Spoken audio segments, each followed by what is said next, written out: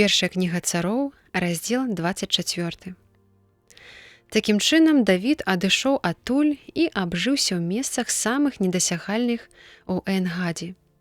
І калі вярнуўся Саул з пагоні за філістынцамі, паведамілі яму кажучы: «Вось Давід у пустыні Энгадзе». Дык Саул, узяўшы 3000 ваяроў, адабраных з усяго Ізраіля, пайшоў, каб шукаць Давіда і яго людзей ля скал дзікіх коз. І прыйшоў ён да загародкаў авечых пры дарозе. І была там пячора, у якую увайшоў Саул для сваёй патрэбы. А тым часам Давід і яго людзі хаваліся ў глыбіні пячоры. І казалі ваяры Давіда яму: «Вось дзень, аб якім казаў табе Господ. Я выдам табе ворага твайго, і ты зробіш яму, як спадабаецца табе». Устаў такім чынам Давід і адрэзаў цішком крысо плашча Саулавага. Потым задрыжэла сэрца Давіда, што адрэзаў крысо плашча Саулавага, і сказаў ён людзям сваім: «Хай Господ будзе міласэрны да мяне, каб я не зрабіў такую рэч гаспадару майму, намашчэнцу Господаваму, каб не выцягнуў руку маю на яго, ён бо намашчэнец Господаў». І стрымаў Давід ваяроў сваіх гэтымі словамі, і не дапусціў іх, каб яны напалі на Саула. Тым часам Саул, падняўшыся, выйшаў з пячоры і працягваў свой шлях. Устаў таксама і Давід за ім, і, выйшаўшы з пячоры, закрычаў ззаду за Саулам, кажучы: «Гаспадару мой цар!»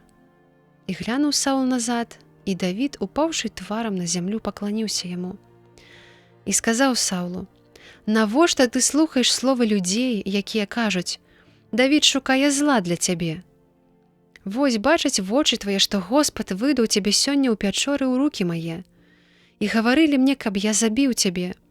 Але пашкадавала цябе вока маё, бо я казаў: не падыму рукі маёй на гаспадара майго, бо ён намашчэнец Господаў і бацька мой.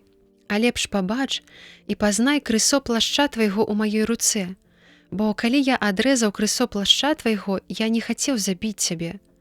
Звярні ўвагу і пераканайся, што ў руцэ маёй няма зла і несправядлівасці, і не зграшыў я супраць цябе, а ты цікуеш на жыццё маё, каб забраць яго. Господ будзе суддзёю паміж мной і табою, і хай адпомсціць Господ табе за мяне, а я не выцягну рукі сваёй на цябе».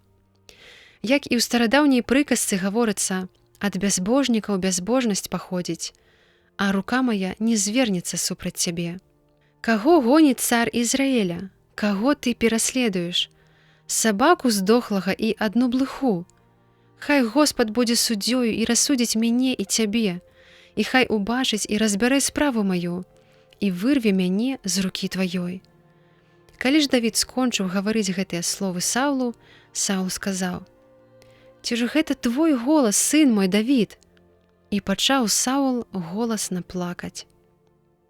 І сказаў ён Давіду: «Ты за мяне справядлівейшы, бо ты адказваеш мне дабро, а я адплачваю табе ліхам. І ты засведчыў сёння, што ставішся да мяне добра, бо калі Господ выдаў мяне ў рукі твае, ты не забіў мяне. Бо хто, спаткаўшы ворага свайго, пусціў бы яго ў добрую дарогу? Але хай Господ аддасць табе за гэты выпадак, за тое, што ты сёння зрабіў адносна мяне. І цяпер, бо я ведаю, што ты, напэўна, будзеш царом і будзеш мець у руцэ сваёй царства Ізраільскае, прысягні мне Господам, што не знішчыш нашчадкаў маіх пасля мяне і не сатрэш імя майго з роду бацькі майго». І Давід прысягнуў Саулу. Такім чынам вярнуўся Саул у дом свой, і Давід і людзі яго пайшлі ў горы, у месца недасяжнае.